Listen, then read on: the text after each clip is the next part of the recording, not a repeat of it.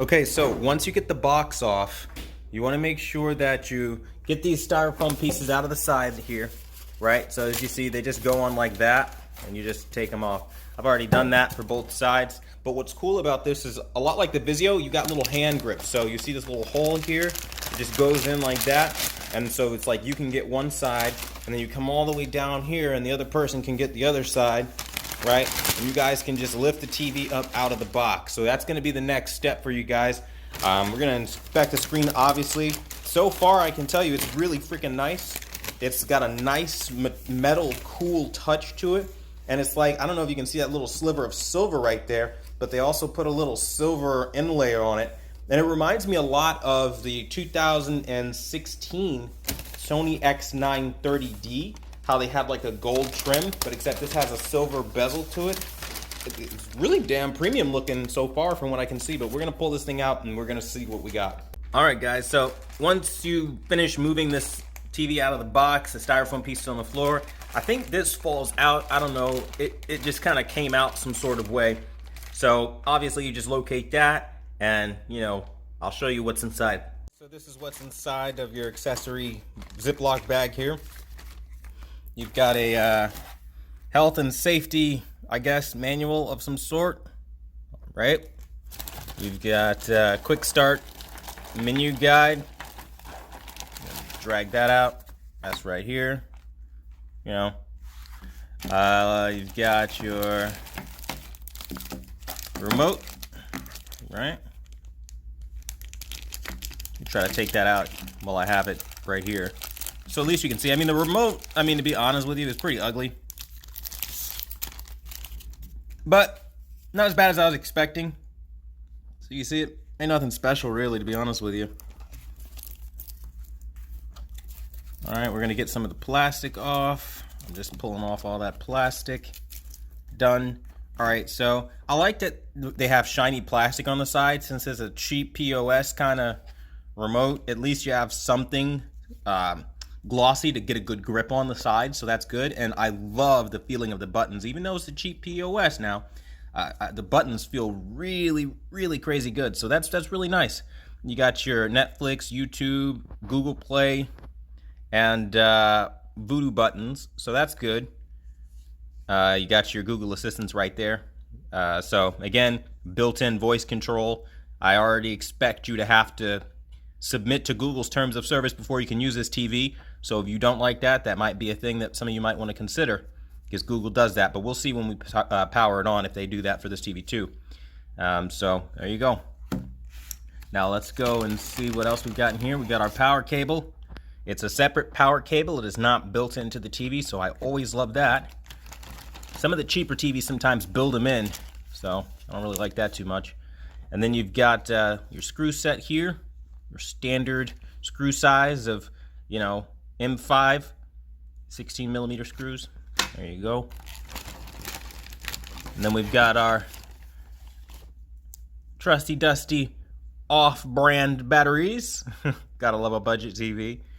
So I guess Hisense doesn't manufacture batteries. Either way, it's not a big deal as long as the remote power's on, right? You know what I mean? All right, and that's pretty much everything that's inside. Something pretty small, nothing big, but I forgot to mention here. I like that this actually comes in a Ziploc bag, and you don't have to tear it like with literally almost every other manufacturer. So that's pretty thoughtful that Hisense gives you a little Ziploc bag where you can just open it up and take your screws out, because I absolutely hate having to fumble with packaging and you know, getting everything off. Same thing with the power cable. It's inside of the Ziploc bag. You take it out. There's no fumbling with any extra plastic inside of plastic like with other larger brands like Samsung, Sony, LG. So already out the gate, I like the package presentation. So if I didn't say that, I just wanted to kind of note that. All right, so now I've got the box sitting up here like so, and I forgot to mention one other little thing. You see inside that box, that little annoying styrofoam piece? Yeah, we're gonna wanna get that, so that's what I'm gonna be doing next. All right, so we're gonna get this stand that we found at that top piece that I just pulled out, and we're just going to start putting that together. That's the next step here. With this piece of plastic here that covers the stand, it's pretty open, as you guys can probably see from this. Like, it's super duper open, really easy to get the stand out. I really like that because usually you have to sit there and fumble with these kinds of pieces, and I'm not doing that with the Hisense. Like, it rips really easy, and it just kind of like, literally like, it just kind of like slides and falls out. So I think that's super dope because, like, I don't have to put that much effort in. And if you guys know what was going on a couple days ago, not even a couple days ago, literally just yesterday, all day yesterday, straight suffering through this like nerve damage and being sick nonsense. So this is actually really good for a guy like me who shouldn't be doing this to begin with, but you know, I got you guys covered, you know, especially all my guys out there who donated to the channel, made this possible. So either way, we're gonna be doing this. So yeah, I think this is pretty dope already. I like the looks of this. This is really cool. I'm interested to see how this kind of fits together. All right, so that's what we're gonna be doing next. All right, so as you guys saw, we just put the legs on, and I just took the liberty of putting the screws in those holes down there at the bottom. There's the power on right there, and you see the screws right here. So literally, it's just as easy as just tightening these screws up. So instead of boring you with that, I'm just going to tighten these screws, and then we're going to put the television where it belongs and talk about it once it's on. So like always, there's always one or two steps you miss. So what I missed was this plastic. I already took the liberty of taking some of it off from the corners here, and you just peel it off. This is the most satisfying part. You've got the Hisense logo right there. Yes, it is shiny chrome, as you see from the reflection, which I absolutely freaking love. That is very high end. Not even Samsung does that, so very, very cool. Right there from Hisense.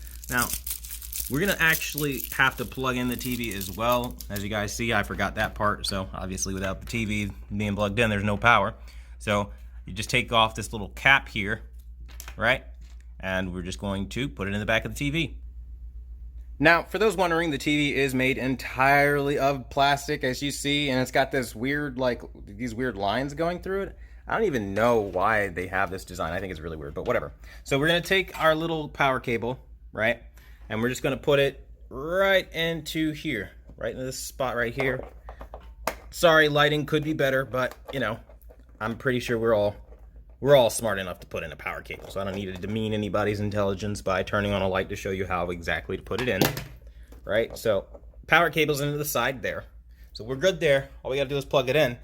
Now, for those wondering, you do have the old analog component type deal here, no composite, which sucks, but at least it's better than what most TVs offer nowadays.